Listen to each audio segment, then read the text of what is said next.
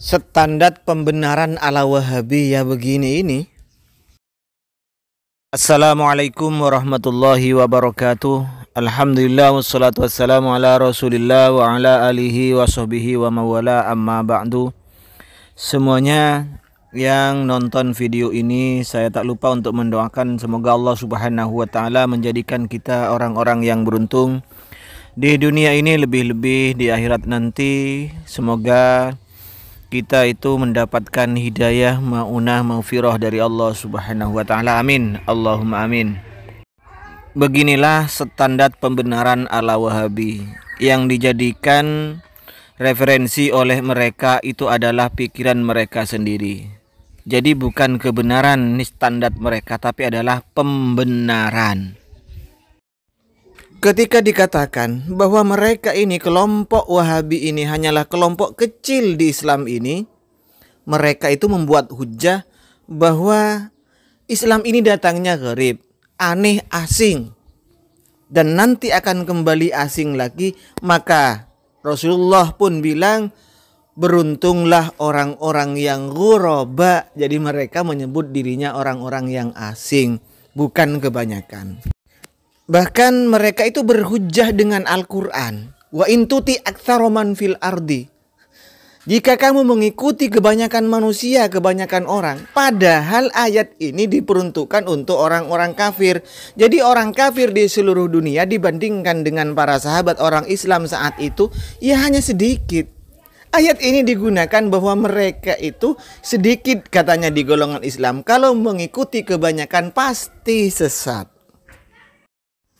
Namun, standar ini lama-lama menjadi berubah ketika mereka merasa di atas angin.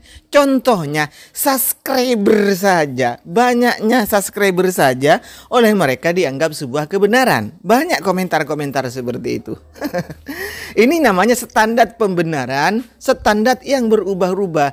Maka bisa dipastikan manhaj seperti itu, manhaj yang bermasalah. Jangan pernah mau hidup seperti kebanyakan orang. Karena di dalam agama kita yang sukses yang berbeda dengan orang banyak.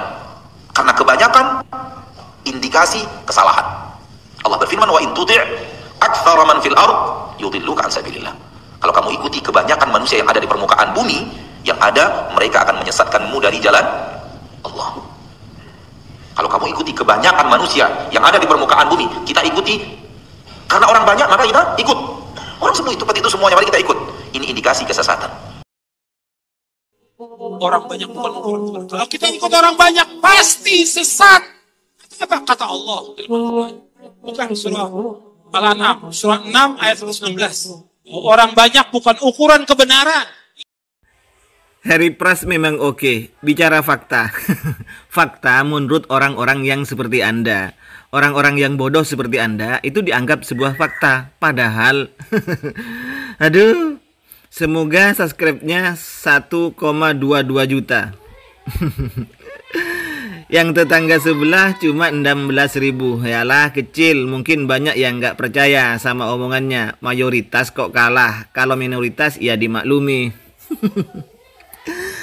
Ini standar apa? Bahkan ada yang lebih seperti ini. Harry Pras itu subscribe-nya sudah jutaan, berarti itu lebih dipercaya, lebih kredibel dibanding Nanda yang subscribe-nya cuma 16.000. Ada yang seperti itu, cuman saya lupa ndak di screenshot. Subscriber dijadikan patokan. Tapi kalau memang begitu ya, kalau memang begitu patokannya Anda, subscriber itu ukuran fakta, anggaplah ukuran kebenaran. Oke, tapi jangan berubah lagi Anda kalau memang subscriber ini, oke? Kita buktikan sekarang. Ketika terjadi perseteruan antara Pak Mufli Insinyur dengan Ustadz Adi Hidayat, kita bandingkan sekarang. Kalau subscriber yang Anda jadikan ukuran sesuai dengan fakta, oke? Harry Pras ini mempunyai subscribe 1,22 juta. Ya, subscribe-nya Harry Pras itu jutaan sudah. 1,22 juta. Oke, banyak ini ya. Ini lihat, ini profilnya Harry Pras, Allahu Muhammad di tengah-tengah dirinya.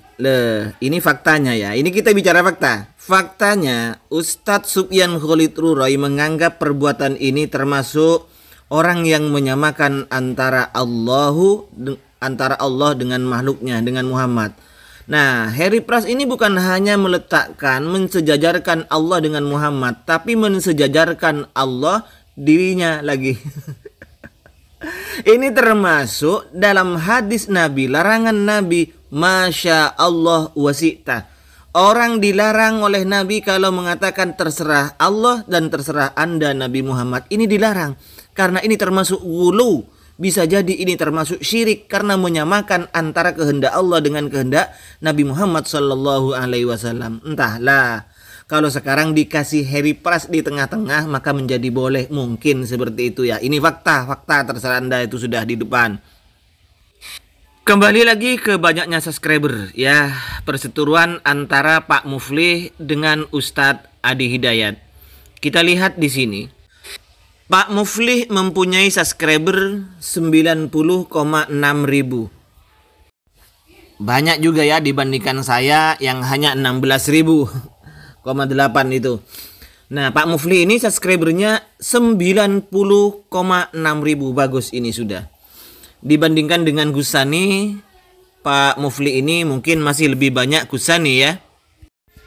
Gusani UI subscribernya mencapai 94,4 ribu dibandingkan Pak Muflih, berarti Pak Muflih kalah walaupun kalahnya sedikit. Nah, kita sekarang bandingkan dengan Sohibul Masalah, dengan orang yang dimasalahkan oleh Pak Muflih, yaitu Ustadz Adi Hidayat. Kalau kita adu subscriber, Ustadz Adi Hidayat mempunyai subscriber 5,01 ya, 5,01 juta.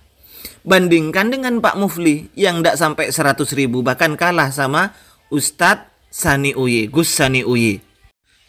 Jadi Ustadz Adi Hidayat ini jangankan dibandingkan dengan Pak Muflih yang tidak sampai 100.000, dibandingkan dengan kebanggaanmu, YouTuber kebanggaan orang-orang Wahabi sekarang, yaitu Harry Pras. Jauh Harry Pras itu 5 juta loh, bahkan lebih, 5,01 juta. Harry Pras cuman 1,22 juta. Gimana itu? Bukan hanya separuh, bukan hanya seperempat, lebih itu. Seperempat lebih ini banyaknya Ustadz Adi Hidayat dibandingkan dengan Mas Harry Pras. Ini kalau standar Anda berubah-ubah. Makanya kalau membahas sesuatu itu yang subjektif saja yang dibahas. Jangan mempermasalahkan ini, itu, ini, itu. Kalau Anda memang ahli ilmu, katanya orang-orang salafi ini adalah orang-orang yang berilmu. Kok seperti ini ya? Hal-hal yang tidak penting yang dibahas. Ini adalah standar manjat salak kalau seperti ini.